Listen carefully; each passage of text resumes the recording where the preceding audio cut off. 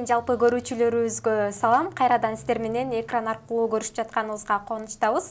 Бүгүн дагы биздин коногубуз менен кызыктуу маек болот деген ишеничтебиз. Бизде конокто Эркин Нурбаев. Саламатсызбы? Саламатчылык. Буга чейин сизди ар тараптан көрүп жүрөбүз. Саясатка да баш бактыңыз, анан кинода тарттыңыз. Азыр эмне менен алексиз? Азыр өзүм эле кесибим боюнча баягы Кыргыз-Түркманас университет коммуникация факультетин радио, телевидение, кино тармагын бүтүргөн үчүн мен ошол өзүмдүн кесиптик жолумду баардык тармакта иштеп көргөнчү деп да өзүмө кийин мурда убада бергем. Ошон үчүн радиодо, телевидениеде, анан кинодо да иштеп көрдүм. Анан сиз айтмакчы, ошо коомдук иштерге да аралаштык. Азыр болсо өзүмдүн эле кесибим, өзүмдүн эле күнүмдүк аткарып жүргөн иштер, алып баруучулук, съемкалар жана ошондой эле өзүмдүн бир чакан ошо медиа проекттерим бар эле. Ошо менен алек болуп атабыз. Алдыда айтып өтпөдүкпү, саясатка да баш бактыңыз депчи, ал жакта кандай болду?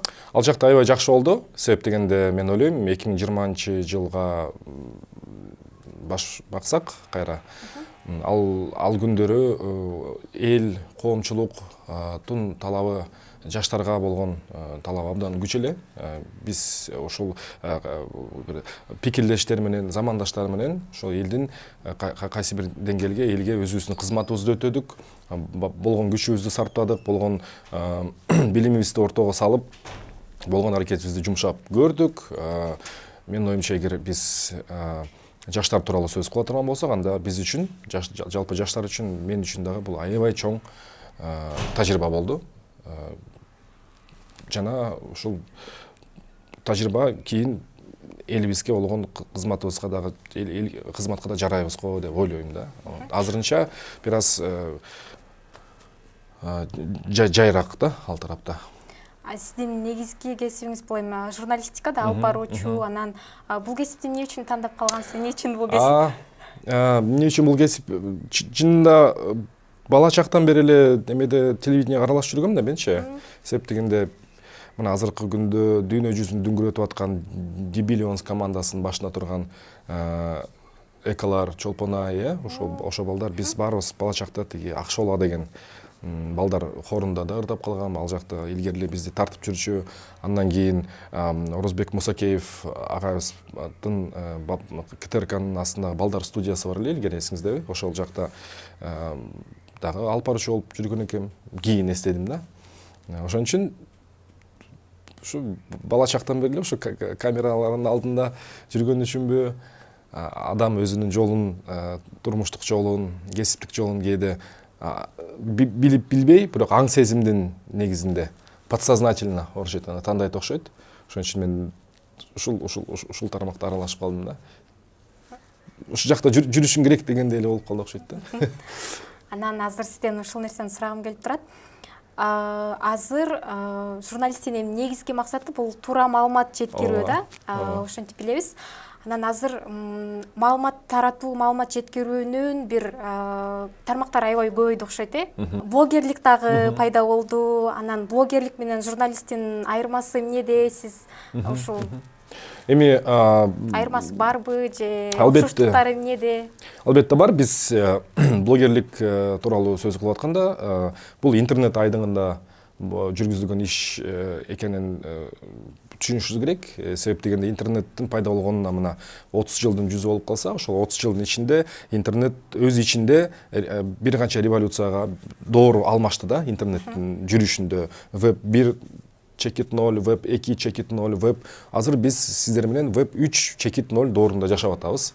Башкача айтканда, эгер биз телефонго баш баксак, ошол эле эң чоң социалдык түйүндөрү Facebook, Instagram, Twitterге баш баксак, мунун бардыгы азыр биргелешип WhatsApp, жанагы Марк Цукербергдин эң чоң компаниясы бул Мета деп аталат да.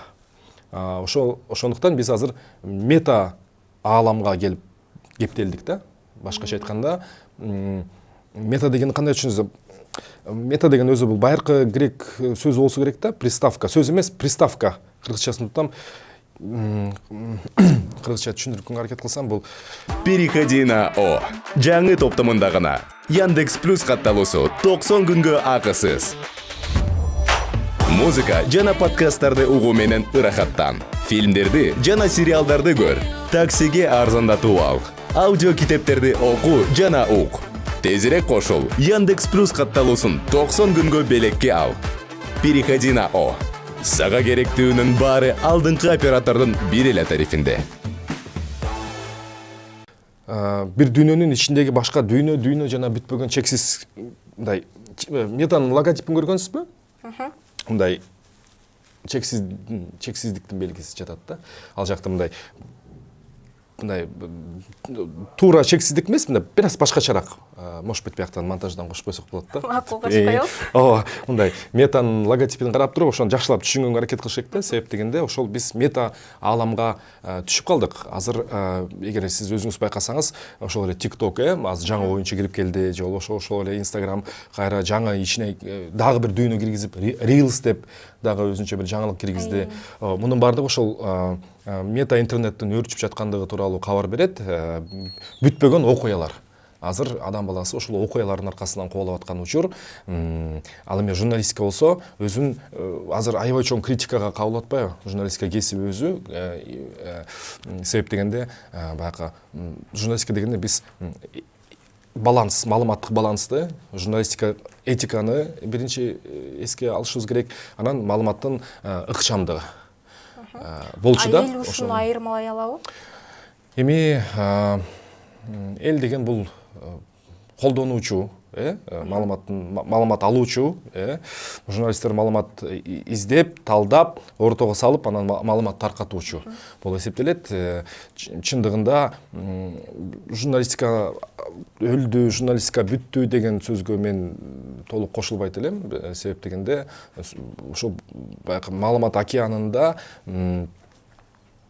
миллиарддаган гигабайт, терабайт маалыматтарды иреттеп, иретине, жолуна сорттоп дейли, мындай, талдай турчу дагы кесип керек да. Блогерлик бул интернеттин активдүү колдонуучусу деп дагы айтсак болот да.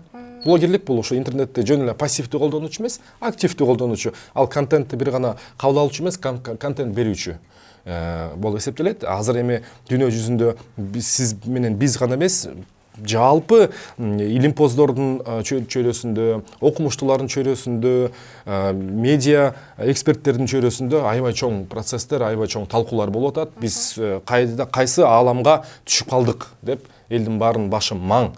Ошон үчүн эски эрежелер иштебей калды. Жаңы эрежелер дагы толук түптөлө элек. Азыр биз аябай чоң ошол өзгөрүүлөрдүн эмесинде агымында баратабыз да. Сиз берген суроого чындыгында анык жооп жок.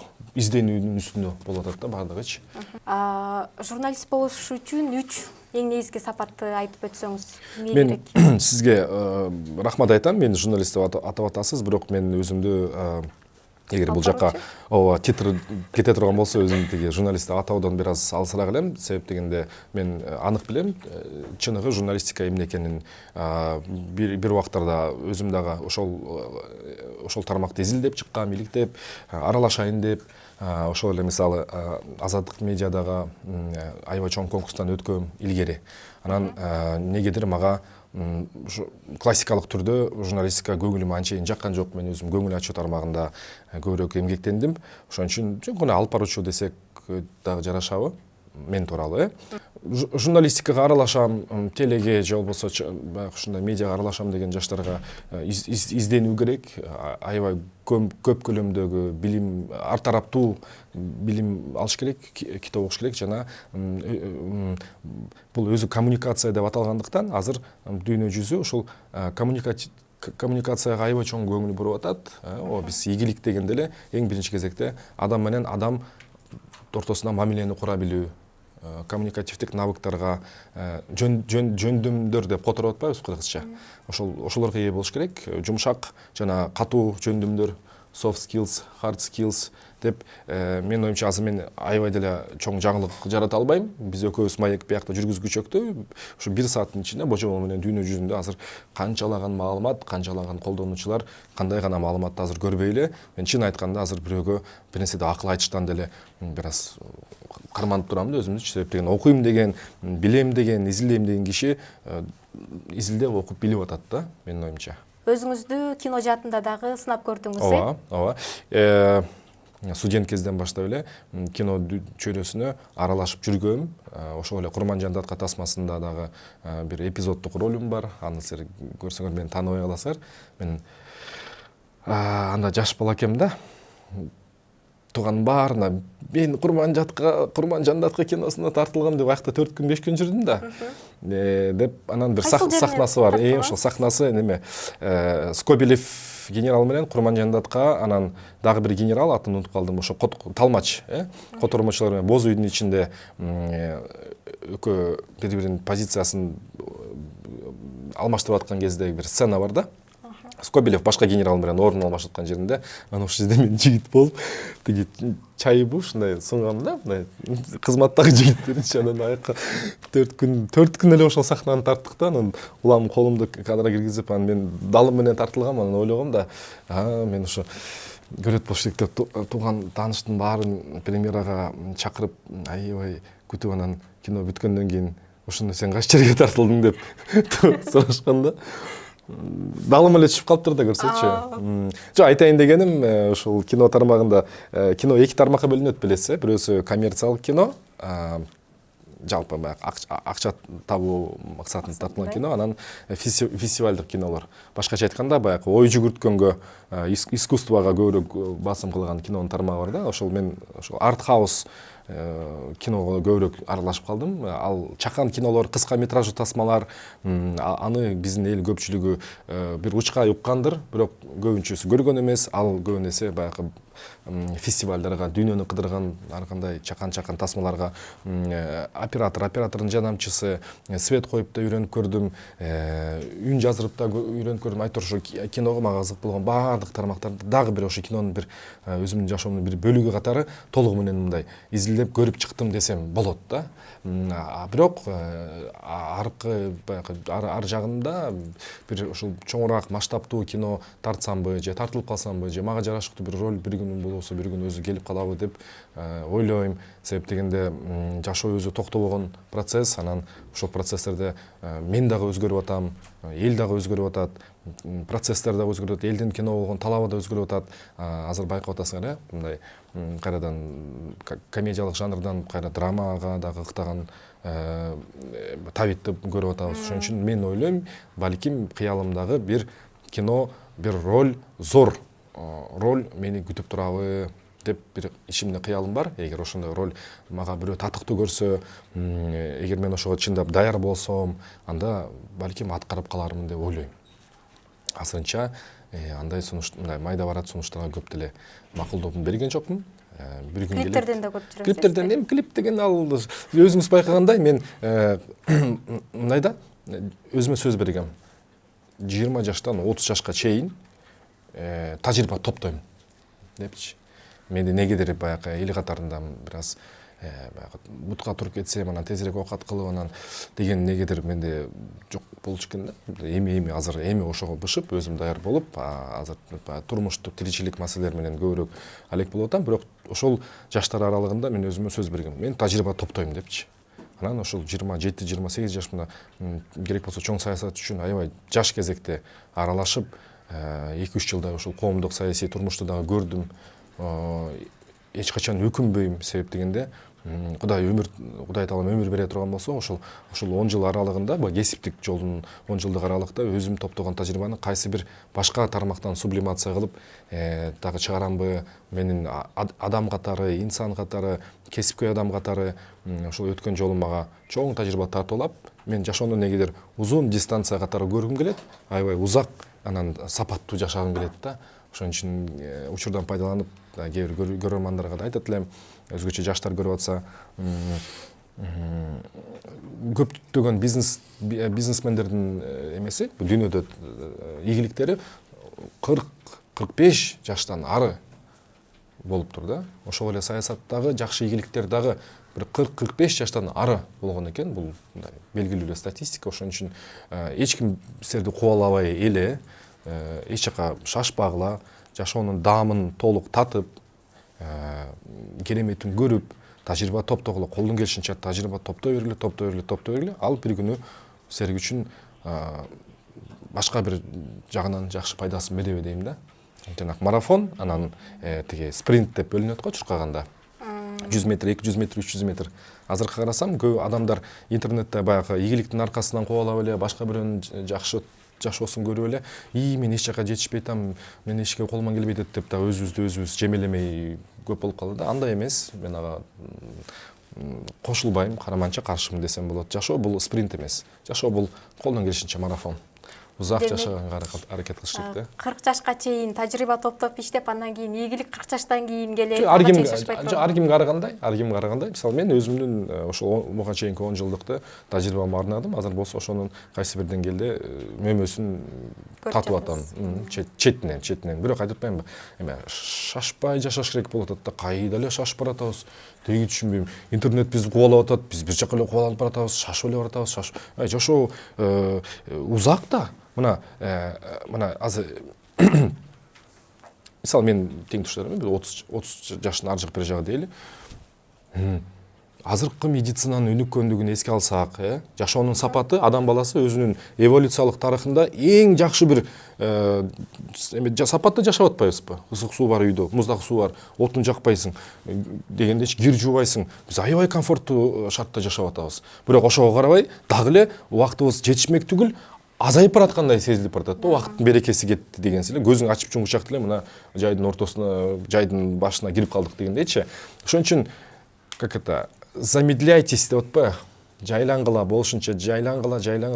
Себеп дегенде жашоо сапатын эске алуу менен бир 80 жашка чейин өмүрүбүз болсо, бизде алдыда дагы 50 жыл өмүрүбүз бар да, мисалы да. Орточо статистиканы айтып атам, жараткандын буйругун эмес, статистиканы айтып атам да. Ошондо калган 50 жыл эмне кылабыз? Жашоодо жашаганга бир мындай эме болобу бизде? Бир максаттары калабы теги? Ошон үчүн жайлап эле, шашпай, эң негизгиси өздүгүңдү жоготпош керек болуп атат да. Ооба. Тапканын бир жоготпош керек болуп атат да. Азыркы бүт баары эле айтып атпайбы? Бол, давай, игилик кыл, делай, прямо здесь и сейчас живи депчи. Андайды да көрдүк. Анда да адам баласы тойбойт экен ал нерсеге. Ошон үчүн мен азыр шашпай, мисалы, ошол интервью берип атканда дагы ошол интервьюнун мындай эмесин маңызына тартып, шашпай сүйлөшкүм келип атат да. Куда торопиться еще? Вся жизнь впереди еще. Эң жакшы экен. Буга чейинки берген маектериңизден көрүп калдым. Азыр мен ата болууга даяр болуп калдым. Талуу жерден кармапсыз го? Анан ата болгум келип жүрөт депчи. Ооба. Ушул нерсени өзүңүздөн качан сездиңиз? Жакшы суроо экен.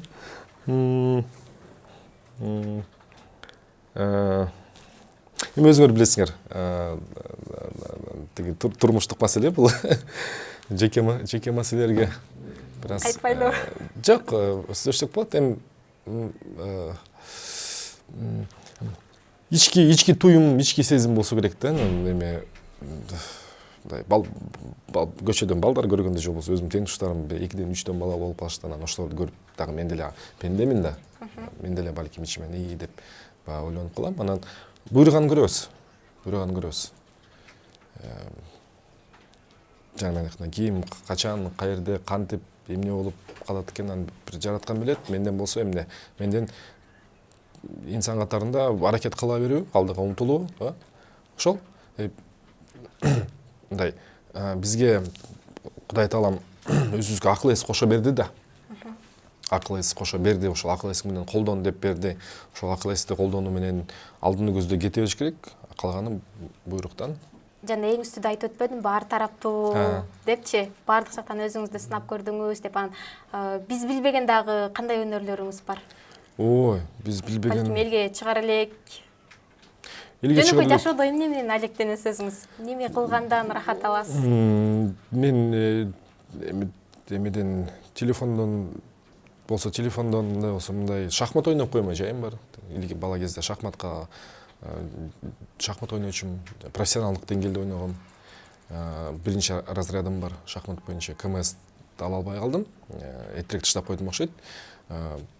Кээде ушундай шахмат ойноп коймой жайым бар. Бир аз убакыт болуп калса китеп акмаламай жайым бар. Анан кандай китептерди окуйсуз? Азыр мен бала чактан бери тарыхка аябай жакын болчумун да. Тарых китептерин, тарыхый китептер.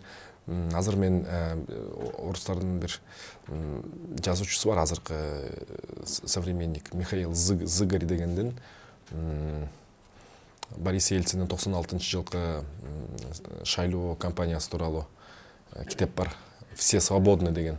Орусия СССР тарагандан кийинки олигархаттын баягы саясатка аралашкандыгы тууралуу аябай чоң, жакшы бир архивдик, документалдык китеп бар да. Ошону окуп атам өзүм үчүн.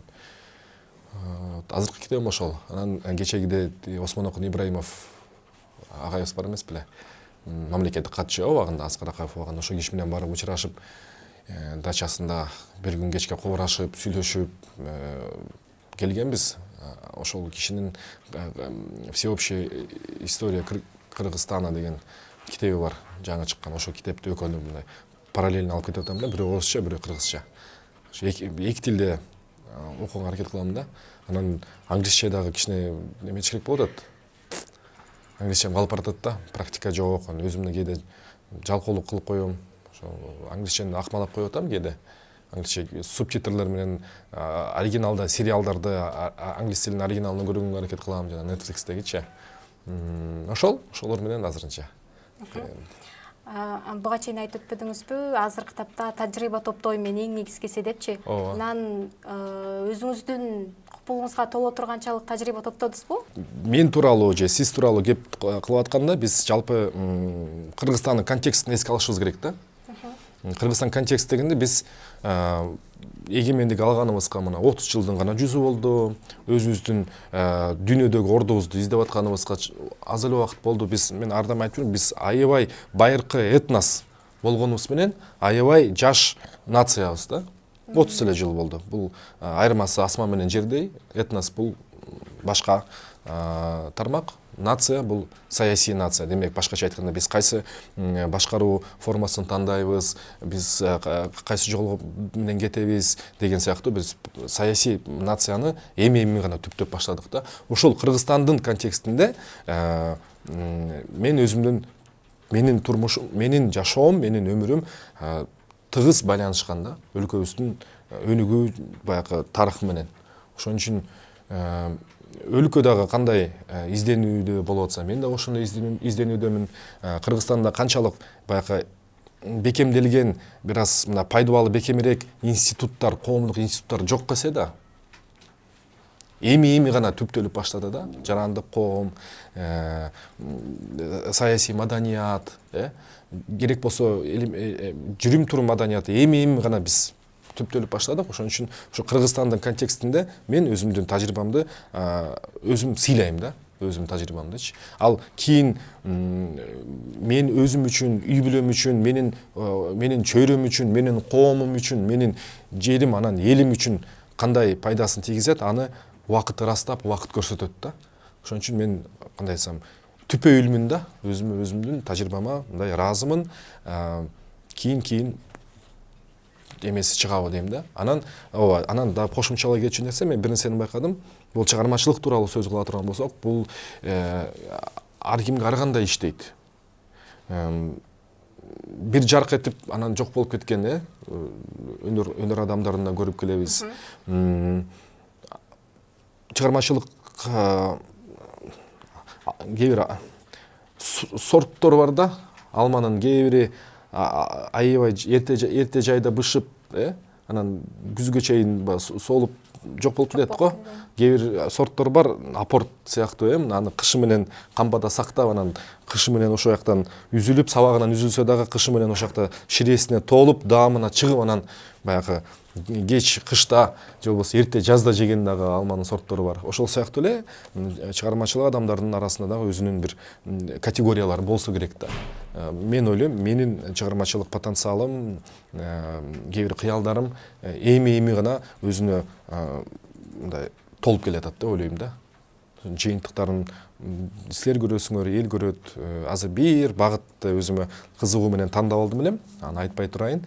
Ал дагы мен үчүн изденүү, эксперимент болуп атат. Аны буюрса социалдык желелерде, башка жерде көрөсүңөр.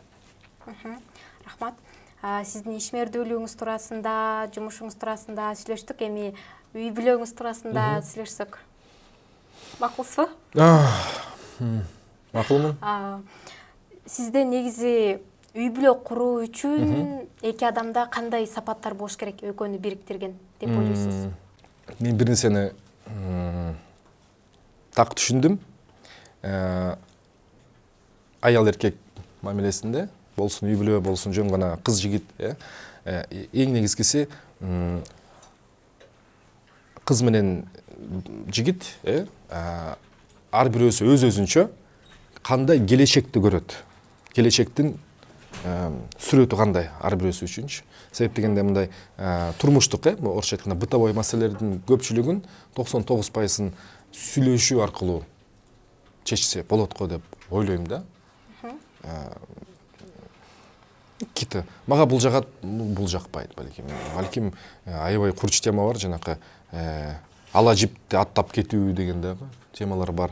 Менин оюмча ал нерсени деле мындай терең сүйлөшүп отуруп чечип койсо болот да. Бирок кайсы маселеден эки адам эки башка жолго түшүп калары анык болот, качан экөө эки башка келечектин Көрүп турганда эки башка келечек көрсө, ар бирөөсү өзүндө. Анда экөөнүн биригип бир жолго түшүп кетиши татаалыраак го дейм да. Аябай эле татаал болуп калат деп ойлойм. Демек үй бүлө куруу үчүн экөө бир келечекти көрүп турса, ошондо бирдей түспөлдөш, жанагы азыр кыздар, балдар баары эле билип атпайбы, жанакы описывать картины да, баштагы ойду депчи. Бул чындап эле иштей турган механизм да. Биз буга күбө болуп атпайбызбы? Мисалы, сен өзүңдүн акылыңда, мээңде кандай картинаны көрсөң, алдыңкы жылдарга божомол менен бир аз окшошпой, бирок божомол менен ошол жака барып каласың да. Барасың, бул ушундай иштейт экен да. Бул кандай иштейт экен мен толук билбейм, бирок жашоодо ошону көрүп атам. Ошон үчүн кыз жигит же эркек аял же күйөөсү аялы кандай болсо, эгер экөөнүн келечекте көрө билгендери эки башка болсо, анда бири-бирин кыйнап эле койгон жакшы. Сиздечи? Сиздеги качан үй бүлө? Мен эми Кудайга шүгүр үй бүлө кургам да. Кызым чоңоюп келатат, мына быйыл 6-га чыгабыз. Кийинкиси качан болот билбейм. Мен азыр ал нерсени приоритет катары койгон жокмун. Кызыңызга кандай ата болуп атасыз? Аны апасы айтса жарашабы, өзү айтса жарашабы билбейм. Колдон келишинче аракетимди жумшап атабыз. Эми баягындай ал жакты ошо экөө айтса жарашат да, мага айтсам туура эмес болуп калабы. Мен өзүм аракетимди кылып атам. Рахмат. Сизден дагы ушул нерсени сурагым келип турат.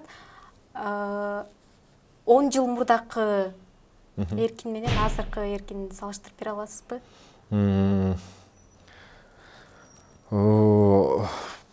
Албетте чоң өзгөрүүлөр, аябай чоң, айырмачылыктар чоң. Бул жашоо, Көз карашыңызчы? Көз караш эмнеге болгон көз караш? Жашоого болгон көз карашыңыз мурдагандай эле азыр өзгөрдү же ошол эле? Жок, албетте өзгөрөт. Адам албетте мен адам өзгөрөт дегенге көбүрөөк ишенем да, өзгөрөт дегенде. Бирок баягы түпкү тиги өзөктө ар жагындагы табиятты жогото албаш керек деп ойлойм да. Под разными обстоятельствами деличи, турмуштун ар кандай жагдайларына карата адам албетте өзгөрөт, өзгөрбөй койбойт. Бул жашоо, бул турмуш. Бирок ошентсе дагы аркы жагындагы өзөгүндөгү, түбүндөгү өзөгү, стержень бар го, стержень. Ошону сактап калыш керек деп ойлойм да, ар бир адам. Мен өзүмдү сактап калгым келет да.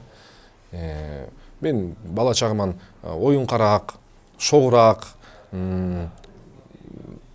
шустрыйраак бала элем да. Азыр деле ошол бойдон калгым келет. Болгону анын үстүнө бир аз турмуштук тажрыйба, анан бир аз жашкырактын да өзүнүн салмагы болот да. Ошол салмак менен эле баратканга аракет кылып атам. Бирок өзүмдү жоготкум келбейт. Коомдун кайсы бир мага бизге айтып жаткан анча-мынча установкалар менен макул болгум келбейт. Эмне үчүн дейм да менчи, эмне үчүн мен силер айткандай болушум керек, мен өзүм менен өзүм боло албаймынбы деп аябай кээде ого эле эметип алам да, ого эле күрөшүп алам.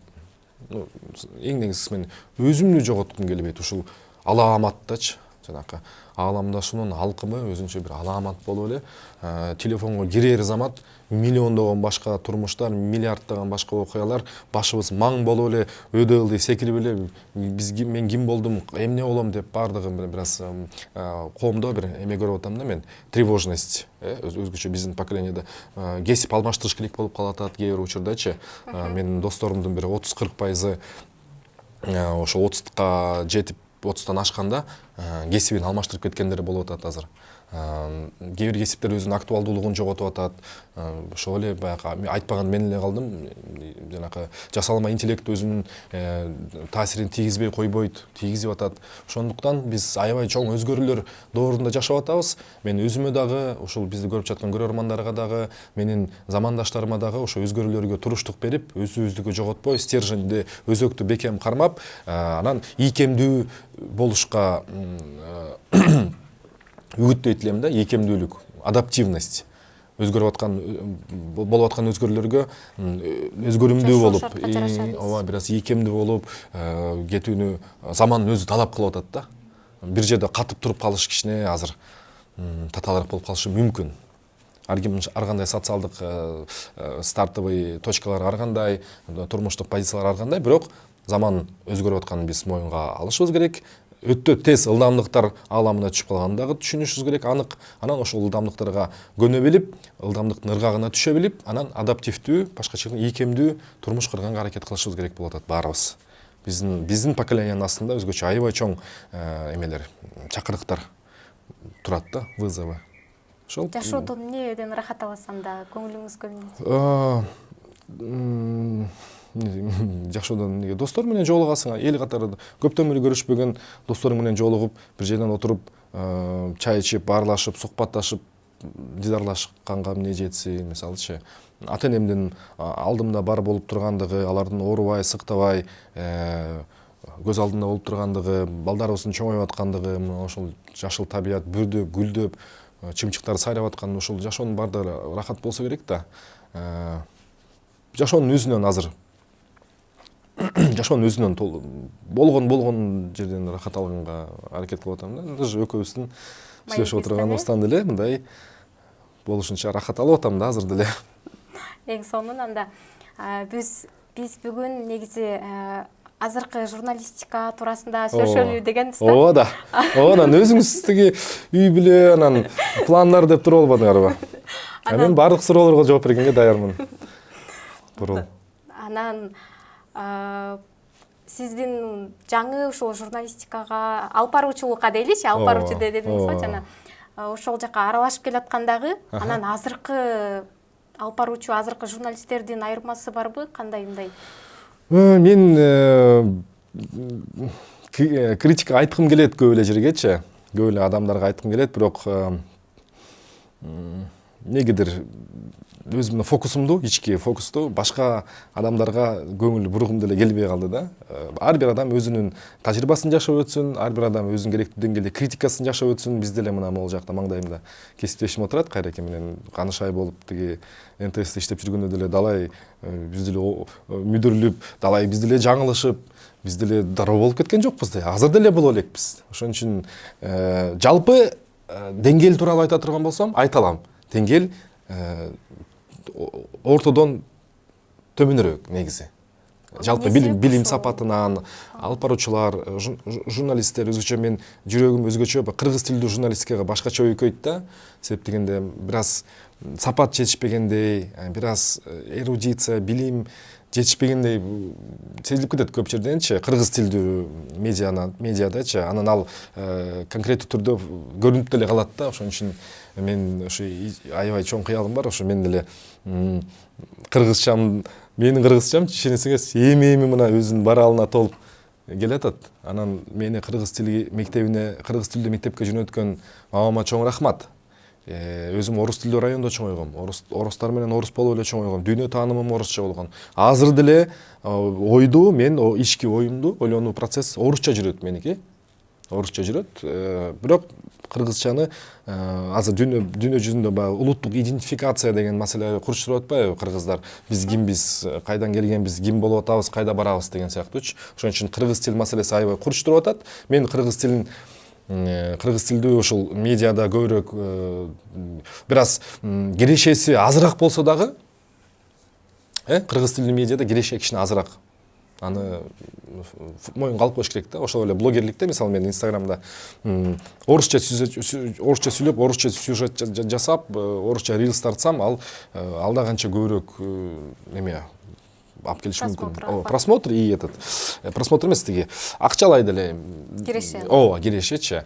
Бирок мен колдон келишинче кыргызча эле кылганга аракет кылам.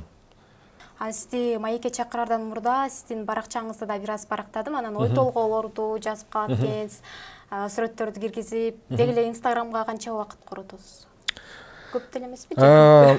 Мен аябай өзүмдү ушу жемелейм да, ошол тармактан тиги контент план деген бар, контент матрицасы деген түшүнүктөр бар. Ал мен ойлоп тапкан эмесмин, баардыгы даяр негизичи. Ошону мындай кагаз ручкага алып, компьютерге түшүрүп, мындай ирети менен убактысында киргизип сүйлөп турсам деле жарашмак магачы. Бирок мен кичине жалкоолук кылам кээдечи, мен өзүм деле бош коюп коем кээде. Анан мындай маанайым келип калса киргизип коем, жок болсо кайра киргизбей калам бир убактарда. Анан кичине өзүбүздө мен эле эмес, көпчүлүгүбүз эле кичине мындай бизге неме жетпейт да, сөздүн ачыгына тартип кичине жетпейт да, өзгөчө контенткечи. Бул өзүнчө бир жумуш экен да. Биз баары бир башка муундун, бул деле шылтоо, бирок бул деле шылтоо. Ооба, шылтоо көбүрөөк да. Иш азыраак, шылтоо көбүрөөк болуп атат мендечи. А так мен деле бир убактарда активдештирип азыр аракет кылып атам. Ушул интервьюнун деле кайсы бир эмесин кесип бир жакшы жерлери болсо, бир пайдалуу мен көрөрмандарыма, көрүүчүлөргө деп. Бул да бир жумуш экен да. Муну дагы мындай ирээттеп бир мындай өзүңдү бир аз тырышып иштеп койчу.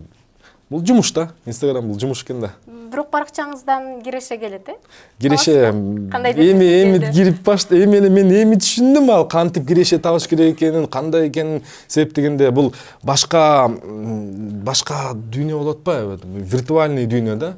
Бул мисалы биз экөөбүз отурган азыркы могул ушул зал, ушул бул реалдуу дүйнө. Бул баары кесилип, монтаждалып, коюлуп, анан площадкага чыкты. Бул виртуалдуу дүйнөдө болуп калат да.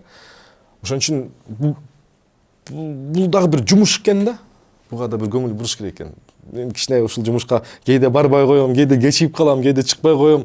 Анан мен баардык нерсени жашоодо өзүмөн көрүп, өзүмөн талап кылганды жакшы көрөм да, негизичи. Жоопкерчилик толук менде, өзүмдүн жашоом үчүн, өзүмдүн өмүрүм үчүн, өзүмдүн ийгиликтерим дагы менин эсебимен, менин кемчиликтерим дагы өзүмдүн эсебимен. Баардык нерсеге адам өзү же убактысы менен, же өмүрү менен, же жашоо сапаты менен, же мамилелеринин сапаты менен ар бир нерсенин өзүнүн баасы болот да.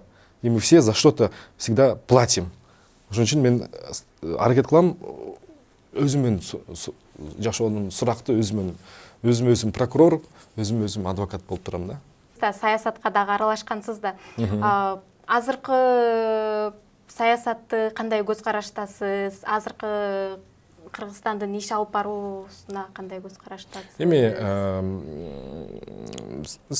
саясат деген сөздүн өзү политика. Биз көпчүлүгүбүз искаженный версиясын түшүнөбүз да, саясат эле ал жак болбогон нерсе, сасык, ал жакта аябай баягы адамдык сапаты аябай төмөн адамдар аралашып гана жүрөт депчи. Мен бир аз буга кошулбайм, бир аз. Ооба, жашоонун чындыгы бар, ооба, аны мойнума алам, бирок саясаттагы сапаттуу боло алат. Саясат деген бул чечимдерди кабыл алуунун бир искусствосу да. Ошон үчүн бизде коомчулук мына ушул саясатка аябай активдүү аралашып, аябай проактивный да келет. Ошон үчүн эрте эле кечпи бизде саясий элитанын кан алмашып туруусу дагы зарыл. Бул нерсе табигый түрдө болот деп эсептейм. Мына азыр ушул акыркы окуялардын аркасынан эл журттун көзүнө көрүнүп, төбөсү көрүнүп, сөзү өтүмдүү болуп, угулуп калган кыз жигиттер, коомдук жаш активисттер, жаш саясатчылар жок эмес. бул деле бул болсо бир жетишкендик. Ошон үчүн убактысы менен биздин муундагы бир аз өзүн түптөп, пайдаланууну бекемдеп алып, анан кайрадан коомдук саясий иштерге аралашат деген ойдомун. Бизге аябай бийик, сапаттуу деңгээлде дискуссия керек. Бизге ойчулдар керек. Бизге аябай мындай коомдун ар дайым коом бир мындай маяк үстүндө, мындай маяк эмес, мындай бир аз тирешип туруш керек да, ойлордун жарышы болуп туруш керек бизде коомдо. Бул нерсе болуп келатат буюрса. Ошон үчүн мен кандай айтсам, өлкөбүздүн ушул саясий тармагында сөзсүз түрдө өзгөрүүлөр, өнүгүүлөр болорун анык билип турам. Бардыгы жакшы болот.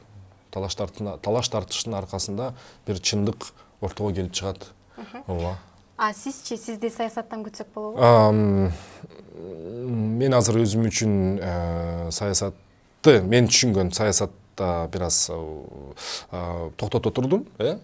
Коомдук иштерде көрүп турсаңар болот. Анын үстүнө эч ким азыр тоскоол этпейт.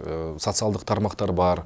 Айта турган оюң болсо, жеткизе турган пикириң болсо, сунуштай турган бир сунушуң болсо, анда бул азыр оорчулукту эле жаратпайт да. Анын үчүн сөзсүз түрдө баягындай, албетте мамлекеттик институттарга, же болбосо парламентке барсаң, ал жакта сенин ойлоруң дагы да өтүмдүүрөөк, дагы да илгери, анан мындай бышыкталып чыгат да. Бирок ал нерсе үчүн биз дагы даяр болушубуз керек. Жаштар дегенде деле бул жаштыктын өзү жакшы, бирок ал, мен ар дайым айтып келем, турмуштук тажрыйба менен, билим менен, мыйзамдарды элементар түрдө мыйзамдарды түшүнүү менен, коомдук процесстерди байкоо жүргүзүп, ага бир талдоо жүргүзүп, анан бир жакшы, сапаттуу чечим кабыл алганга адамдын жаш курагы, ою бышып жетилгенде, мына ошондо анан биз сапаттуу коом кура алабыз деп ойлойм да. Ошон үчүн мен түшүнгөн саясатта азыр мен бир аз узагыракмын, коомдук иштерде мен ар дайым аралашып келгем, жана аралаша берем деп ойлойм. Мен айта турган оюм бар. Колуман келе турган анча-мынча кичинекей болсо иштер бар. Башкача айтканда, менин мекенге болгон кызматым ар дайым уланып келет, ар дайым боло берет. Анын үчүн мен парламенттин имаратынын ичинде отурган боломбу, же ушул жерде кызмат кылып аткан боломбу, мен үчүн эч качан кызмат токтобойт да. 24/7 режиминде мекенге кызмат кыла берсе болот. Жок дегенде өзүңдүн ишиңди так жакшы аткаруу менен кызмат кылса болот да. Рахмат. Маегибиздин соңунда кыялыңызда Кыргызстан кандай? Кыялымда Кыргызстан бул миң түркүн ойлордун, көп кырдуу адамдардын, ар кандай багыт, ар кандай тармактардын бир мындай жуурулушуп аткан, бир кайнап аткан коомдун бири-бирине болгон сый сыпат, бири-бирине болгон сый, бири-бирине көрсөткөн маданияттын өлкөсү да. Кайсы көз карашты карманба, кандай эмнени тутунба, бири-бирин сыйлап, бири-биринин пикири, анын пикири дагы жашоого акысы бар экендигин туура түшүнүп, анан ошол көп түрдүүлүктөгү, аябай көп түрдүүлүктөгү бир ынтымак деп ушундай бир формула айтмакмын да. Бир аз кыргызча, бир аз эмеде болуп атат да, но жанакы разнообразие дейт го. Ооба. Разнообразиянын биримдиги, ынтымак. Биз кыргыздар өзү ынтымак деп баягы сөздү айтып койгонубуз менен, ушул ынтымак деген өтө күчтүү институтубуз бар да. Ошону байытып, ошол ынтымак деген түшүнүккө жаңы түшүнүктөр ичин байытып, бир гана сырткы формасын эмес, ички маңызындагы, башкача айтканда содержаниясындагы байытышыбыз керек да. Ынтымак деген бул кыргызды кыргыз кылып келген, кыргызды келечекте кыргыз кыла турган өтө чоң түшүнүк жана биздин түпкү пайдобал. Рахмат сизге. Сизге да кошулам. Кыргыз мамлекетибиздин ынтымагы өркүндөй берсин, ынтымагы сакталсын. Бизге маек бергениңизге, маекке келгениңизге чоң ыраазычылык анда. Сизге рахмат, чакырганыңарга. Чоң рахмат. Көрүүчүлөрүбүз менен коштошобуз. Кийинки маектерде жолугушканча саламатта калыңыздар.